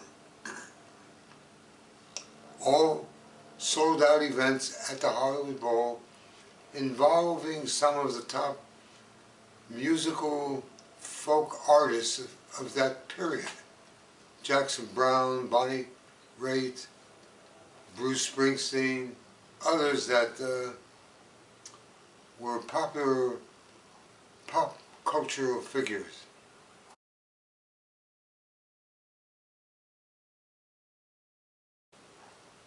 And I was involved at that point in connecting with the anti-nuclear movement in Japan. And so on a personal level, I became connected with a number of organizations whose main purpose, or a purpose, was the abolition of the nuclear threat. And these were organizations in Japan. Gensukian, the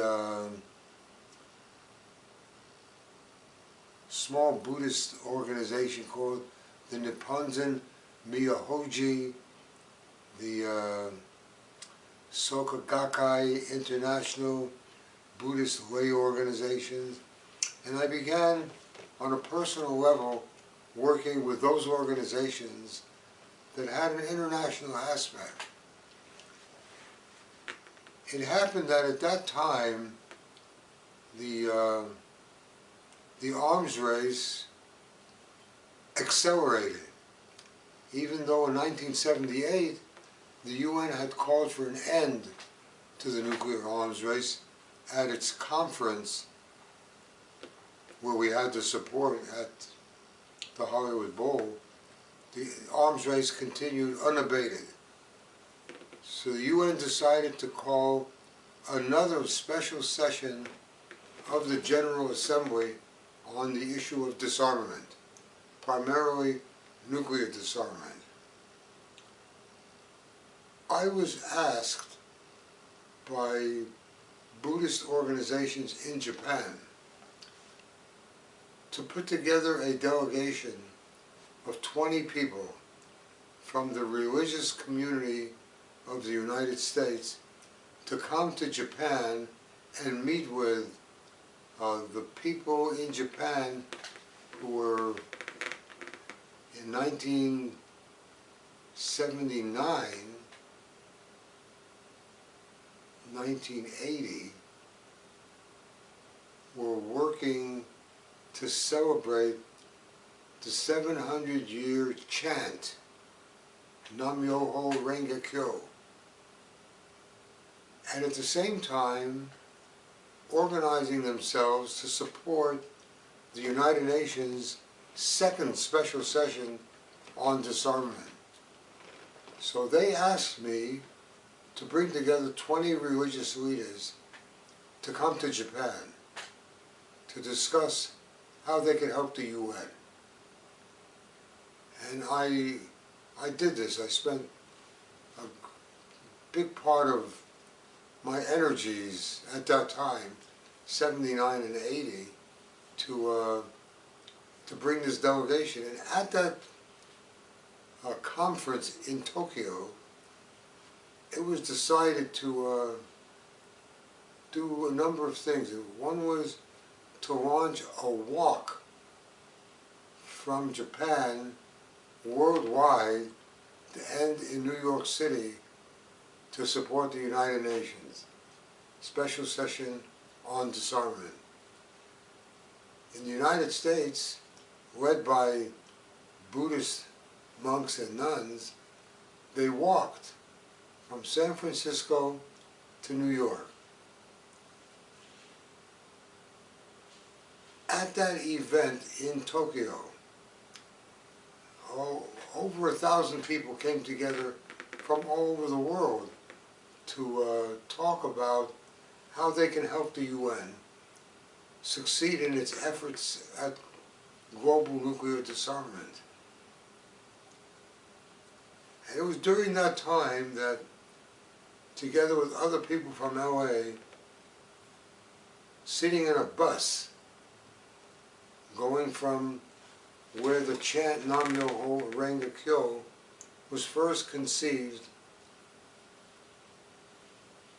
the concept of doing a major event in Los Angeles was discussed between myself and a few other people in Tokyo at that time. And what came out of that meeting was a desire to have an event in Los Angeles that would bring together 100,000 people. Now, the most that we had ever done before that was at the Hollywood Bowl, capacity 18,000. But now, we had a project sponsored by the religious community of Southern California to bring together 100,000 people at the Rose Bowl on June 6, 1982, in support of the United Nations Special Session on Disarmament, which was taking place beginning the next day, June 7. Our event was June 6, 1982. It was the largest fundraising event ever done by the peace movement in the United States. One single event, after expenses of $500,000, we were able to raise $350,000 to be distributed to local grassroots organizations working against nuclear proliferation. I worked on that event for about 14 months, bringing together entertainers, organizations, religious communities to come together in the Rose Bowl on June 6th. It was primarily a consciousness-raising event, although the musical part of the event was so strong that it was probably one of the most outstanding concerts that ever took place. Brought together Joan Baez, Bob Dylan, Bette Midler, Stevie Wonder. The list went on and on. Crosby, Stills and Nash, Los Lobos. And so the effort of making that happen consumed my energies personally about 14 months. I was not happy with the degree to which the UN was promoted at that event, because a lot of the people came because of the entertainment aspect, even though the name of the event was Peace Sunday, a festival for the future, and all the different religious sponsoring organizations had an opportunity to make statements. The main show was the music.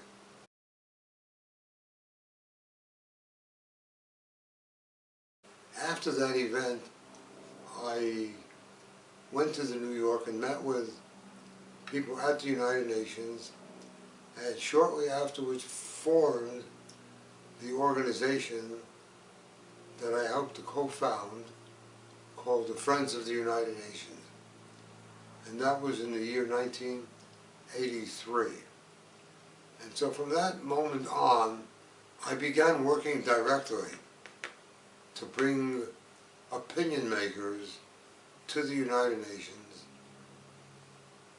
to inform and educate them about the work that the United Nations was doing on behalf of humanity. So I brought people together from the labor movement, the peace movement, the religious community, the youth community, for briefings at the UN. And this was one of the major activities in that period of time that the Friends of the UN was involved with. We also brought the UN outside of New York. At that time, the UN was working to abolish apartheid in South Africa.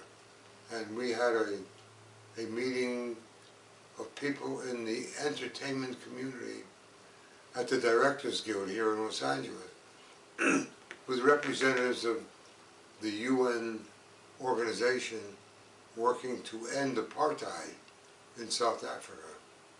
Very successful event. And during that time also I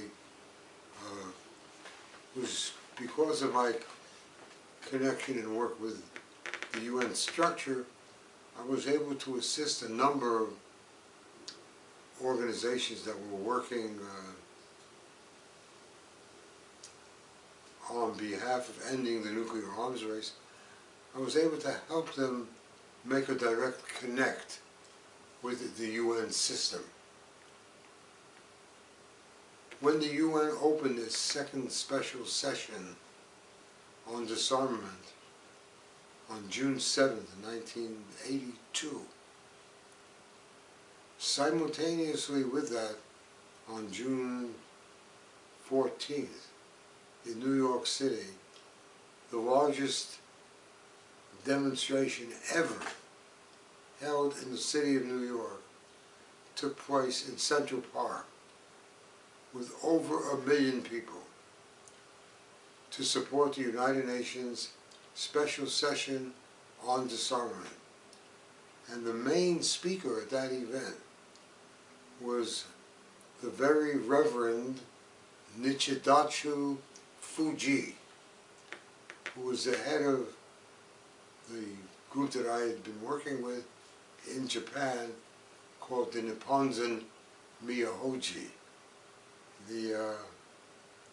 He was at that time, I think, 98 years old, and they brought 1,000 people from Japan to be with him in supporting the UN's efforts at this incredibly large demonstration in Central Park. And all of this came out of the conference that took place in Tokyo in 1981. So there was a continuum of things that sort of seemed like they happened independently, but in reality there was a continuum of the energies, the connections, and the organizing efforts that went from one year to another year, from one event to another event. They were not things done in isolation. They were done as a continuum of a process to try to change the direction of humanity in regard to these issues. And I continued those efforts working with the UN directly from that period up until the present time. Well, from the UN's point of view, we were a significant factor in helping them to overcome the negative image that had been portrayed in the United States about the UN. And beginning with the Reagan administration, there was an attempt by conservatives in the United States to pull the UN out of the United States and to pull the United States out of the UN, including putting on television a 5-part serial about how the UN in black helicopters invades the United States wearing the uniforms of the UN peacekeepers and occupies all the cities in the United States. This was a 5-part television series on the ABC network. The United Nations decided not to sue them for illegally using the UN name and the UN symbols. The show itself was a disaster financially because the Secretary General at that time, Perez de Cuellar, wrote a letter to the Chrysler Corporation and asked, they were the main advertisers, if the Chrysler Corporation wanted its name to be associated with such an anti-UN distortion. And the Chrysler Corporation wrote back saying, no, they did not want to do this, and they were pulling all their advertising off the show. And this made the show a financial disaster for the sponsors of the show. And it was in that period of time, 1983, 1984, that the Friends of the UN were working directly with the United Nations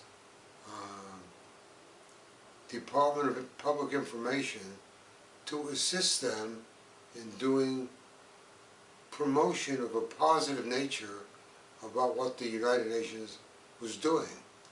And it was because of the work that we were doing with the Department of Public Information that the UN gave our organization the right to use their logo with our name, Friends of the United Nations.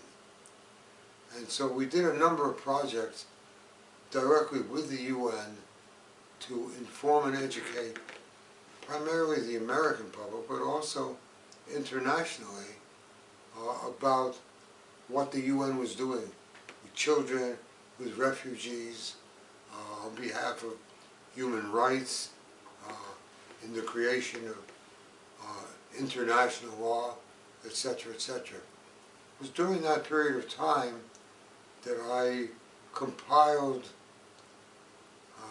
and edited a book that was published by the UN about the various conventions and treaties that the UN had promulgated and passed regarding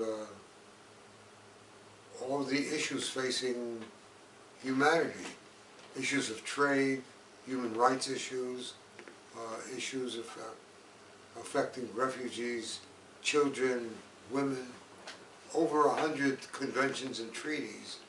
And I edited those and created a volume called International Instruments of the United Nations, published by the UN in 1987. And so for a period of time I was working directly with the UN Publishing Department as well as the legal department of the UN in putting together a compendium of the various conventions, treaties, and laws that were developed out of the General Assembly of the UN. An area of work that the UN does that's relatively unknown. Very few people outside of people in the international legal community even know that the UN does that kind of thing. So they might know, for example, that there is a convention on the rights of the child. What many people don't know is that that came out of the UN General Assembly, or a convention on the rights of women, convention on the rights of refugees, conventions and treaties pertaining to human rights issues. It's an area of work that the UN is quietly involved with, but unknown, which is the area of international law. And so, as part of the responsibilities of the Friends of the UN, we were very involved in promoting knowledge and support for that area of work. The most significant human rights document that was ever passed by the General Assembly of the UN, in part under the leadership of the wife of the ex-president of the United States, Franklin Roosevelt. Eleanor Roosevelt was the co-chair of a committee to promulgate a document which has come to be known as the Universal Declaration on Human Rights.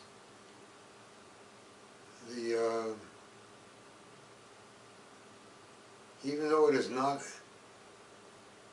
a legally binding declaration, the power of that declaration was so strong that it became the most widely disseminated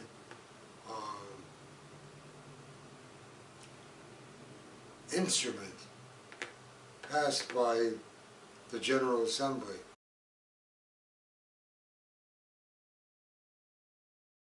Well, the UN is a very interesting organization in that the board of directors of the UN are the heads of state of all the 193 countries.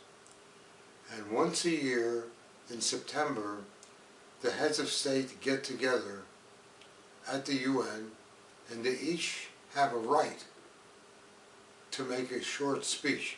Sometimes the speech is not that short, but the head of state of each of the member states, 193, come together every September, and that comprises the board of directors of the UN.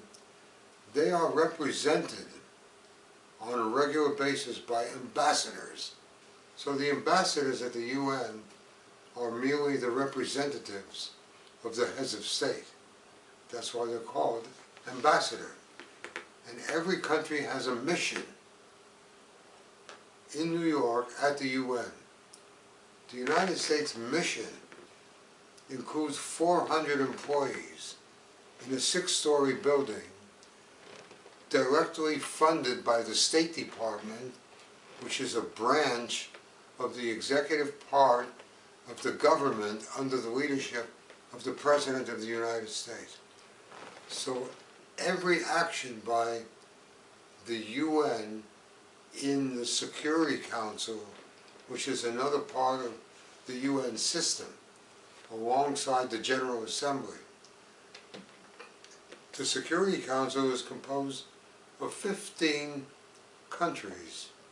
5 of them are the countries that have veto power, and they include the people, the countries who won the Second World War. That's America, Great Britain, China, France, and this used to be the Soviet Union, but now it's Russia. Those 5 countries have veto power in the Security Council. So no action of the Security Council can take place if any one of the 5 permanent members with veto power decides to veto that. And right now, the Security Council actions in regard to Syria are being vetoed by Russia and China. There is a call, and has been for years, to increase the membership and the veto power of the Security Council by adding countries such as Brazil, India, a country from Africa, probably South America. They've been talking about that for about 25 years. And I think they'll be talking about that for probably at least another 10 years. But sooner or later, the world and the United Nations will have to recognize that the balance of power has shifted, so that a number of other countries that comprise a big chunk of humanity need to be represented officially in the Security Council. The 2 major funders of the United Nations system were prohibited from even being members of the UN. That's Germany and Japan and Italy, because they were part of the Axis that lost the Second World War. And for 10 years, they were not permitted to even be members of the General Assembly. Once becoming members, they are now playing a major part of assisting the UN, not only in being members, but in funding the UN system and being active players on the global stage.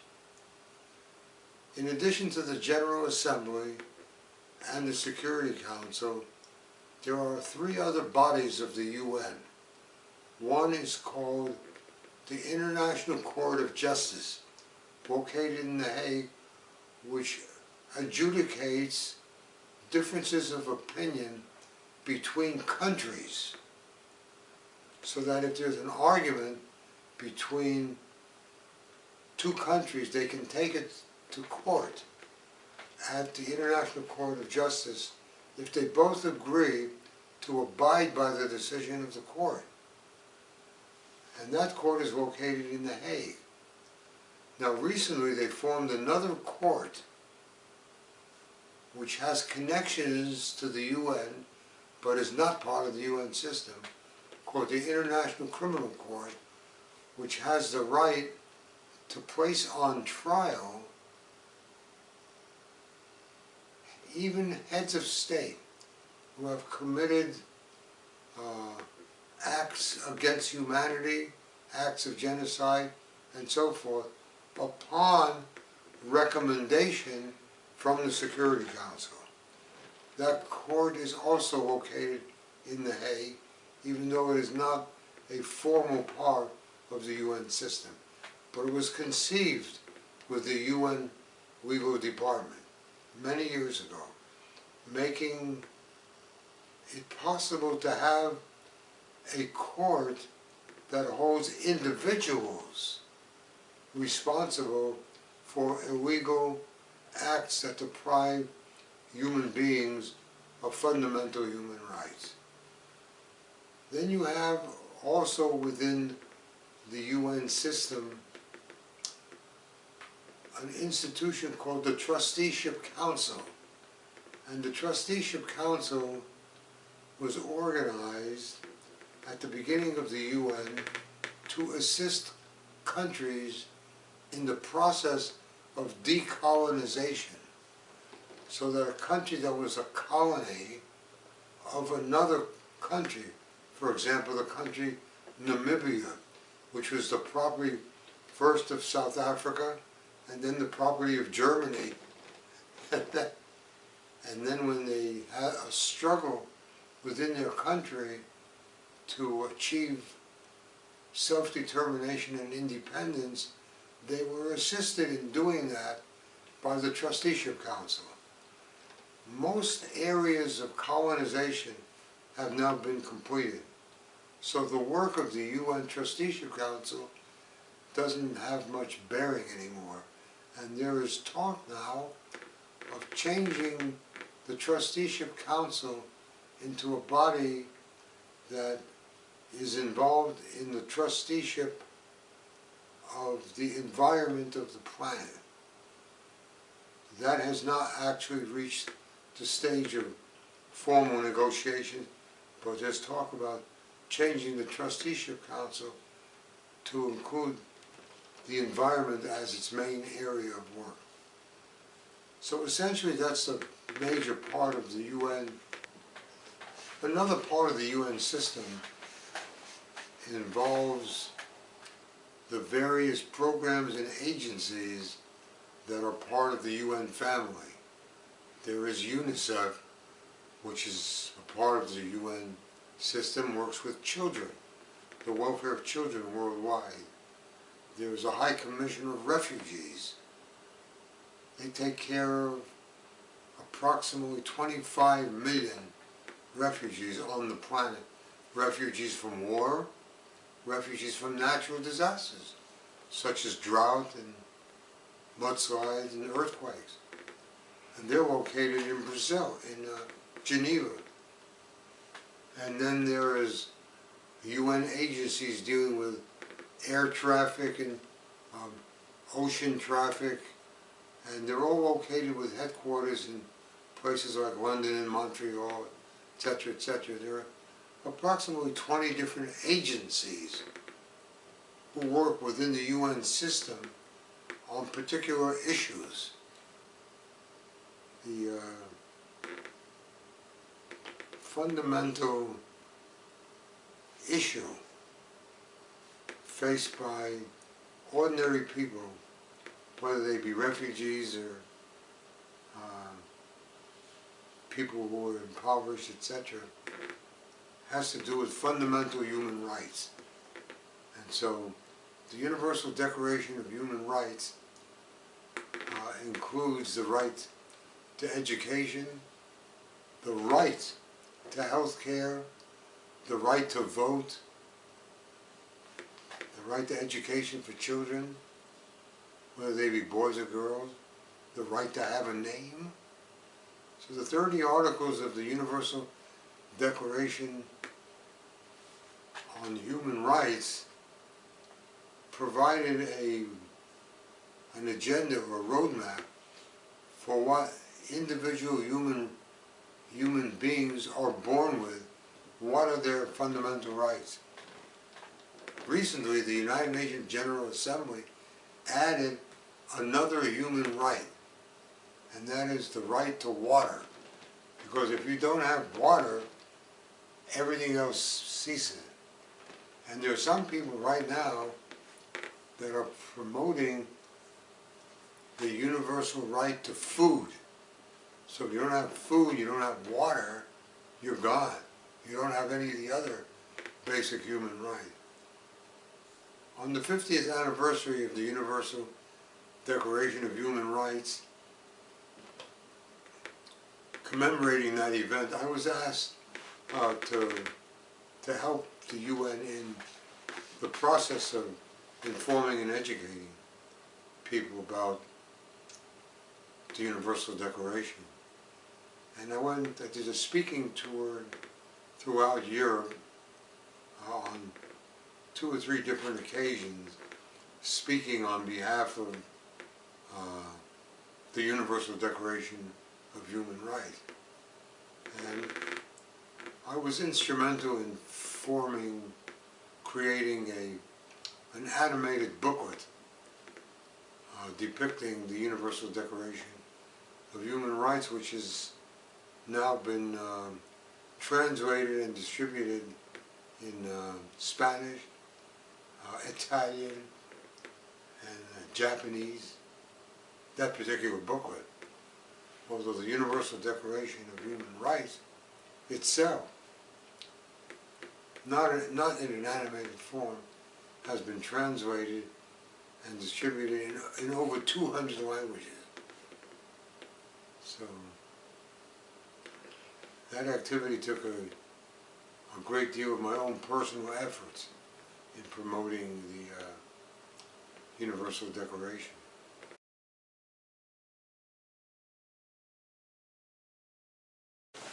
I think that from a long-range perspective, long-range being the next few decades, that the United Nations will begin to be seen as the most important creation by our species in the 20th century. So that sometime in the 21st century, a very large section of humanity will come to believe that it is only through an effective global institution that we can deal with global warming, hunger, poverty, education, population control, and so forth. That the framework has been laid in the 20th century through this instrument called the United Nations. And it will take a little bit of time. It may take a little bit of trauma that could come from global warming, or it could come from India and Pakistan deciding to drop nuclear weapons on each other. Could be from the Israelis deciding to drop a bomb on Tehran. Hard to say, but somewhere in the next decade or so, it will come to be seen that the shining castle on the hill is not one country, but it's the countries working together, having a common agenda that's based on saving the planet. So I think that will happen, and I think that the push for that to happen will be the non-governmental organization. That is through the non-governmental organization structure that they will help to force the political entities that are now in charge of the UN system. They'll help to change that. One of the changes might be expanding the Security Council so that it involves 4 or 5 more other powers that used to be part of the colonial system that are now independent. Matter of fact, economically they're actually better off than the colonial powers that they used to be part of. It's true about Brazil. I believe it's true about India. And certainly true about China. I mean, so there's this global shift that's taking place. And interestingly enough, that the countries, the newer countries, they understand the importance of a strong, effective UN. And most of the people in those countries actually have a warm feeling toward the UN as a system. You don't see that here so much because of the propaganda mentality. But I believe that that's going to happen in the coming period of time. I think that the UN came into being before there was global international travel. People didn't take a plane and go anywhere in the world. There was no computers. There was no fax machines. There were no copy machines. There was almost no international telecommunications. So the UN was born when none of this existed. So now that you have the existence of a global system of communication, a global system of transportation, a global system of all kinds of things that are systems that we take for granted, but they're fundamentally international. They fundamentally link people between one country and another country, one people and another people. So the changes that will happen as a result of that will strengthen the UN system dramatically. So in some ways the UN, with all its weaknesses, is still the most important and the most open international organization on the planet.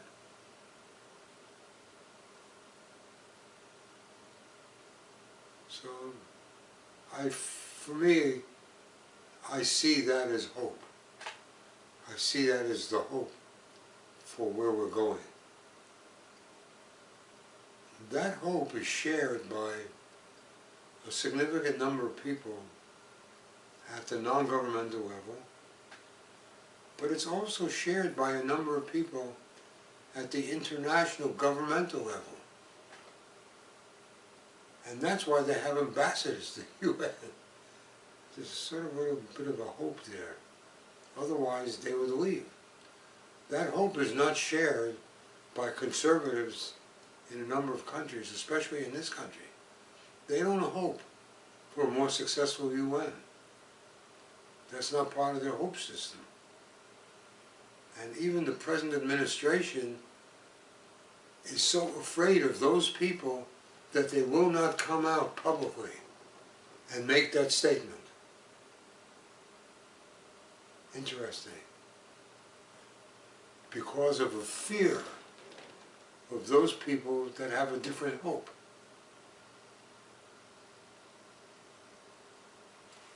That's it. Arrived at being able to create an organization and work with the UN as an individual with minimum resources. And in a way, it was proof that an individual can have power and can contribute to making major change happen. That's a work of art.